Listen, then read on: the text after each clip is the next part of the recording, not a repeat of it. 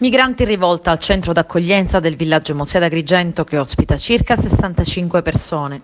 Hanno tentato di allontanarsi calandosi dal primo piano della struttura. Durante le fasi di fuga alcuni migranti sono anche rimasti feriti. Per 2 di loro è stato reso necessario il trasporto in ambulanza verso l'ospedale San Giovanni di Dio di Agrigento. 6 le persone che sono riuscite a scappare, mentre gli altri sono stati fermati e riportati indietro dal personale interforze in tenuta antisommossa all'interno dell'immobile adibito all'ospitalità dei migranti per il periodo di isolamento fiduciario. Sul posto si è reso necessario anche l'intervento di 2 squadre dei vigili del fuoco per dei principi di incendio, fuoco che è stato appiccato dagli stessi migranti. Racconta Lelia Licausi, responsabile di uno studio veterinario che si trova nella stessa palazzina del centro d'accoglienza. Dopo un mese di quarantena hanno saputo che nella struttura ci sono dei migranti positivi e si sono alterati perché non volevano rimanere altro tempo rinchiusi. Hanno rotto i vetri, ha raccontato la veterinaria, si sono calati con le lenzuola. Questo è successo nel pomeriggio, mentre in serata hanno iniziato a bruciare i materassi e a dare fuoco a tutto il materiale infiammabile a disposizione. È da 4 mesi, ha raccontato ancora la responsabile dello studio veterinario, che lavoriamo pochissimo. Non è giusto continuare a dire che se ne andranno perché poi ne porteranno altri. Non siamo razzisti, ha concluso Lelia Licausi, ma non abbiamo più pazienza. Sono italiana e voglio avere tutto quello che è necessario per continuare a lavorare, almeno per pagare le tasse, visto che al momento non ho una clientela.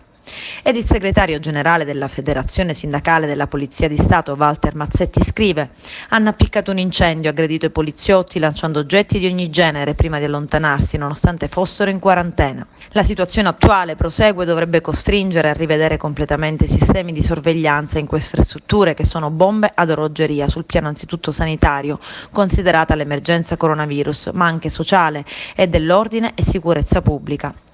Quel che più ci preme è, spiega il sindacalista, l'apparente assoluta indifferenza per le condizioni di lavoro in cui operano le forze dell'ordine in questo settore, abbandonate completamente a rischi elevatissimi, senza che si riesca a nascondere che la problematica della gestione dei migranti, aggravata enormemente dall'emergenza Covid-19, viene scaricata totalmente sulle loro spalle.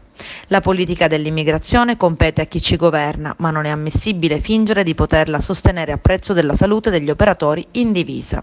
I migranti, stando alle ricostruzioni ufficiali del sindacato di polizia, hanno lanciato contro le forze dell'ordine estintori, reti dei letti, parti di finestre mandate in frantumi, pietre e altri oggetti. È divampato anche un incendio dopo che i migranti hanno dato fuoco ai materassi tentando di lanciarli addosso ai poliziotti. Alcuni sono riusciti ad allontanarsi dal centro dove erano sottoposti alla quarantena. Feriti 3 agenti del reparto mobile di Palermo. Praticamente ovunque in queste strutture, conclude Mazzetti, i migranti rifiutano di rimanere in quarantena. Le rivolte e le fughe di massa sono continue e noi non siamo numericamente in grado di affrontarle, ne abbiamo protocolli chiari in tal senso. Rischiamo, conclude, sistematicamente il massacro mentre vengono commessi reati gravissimi.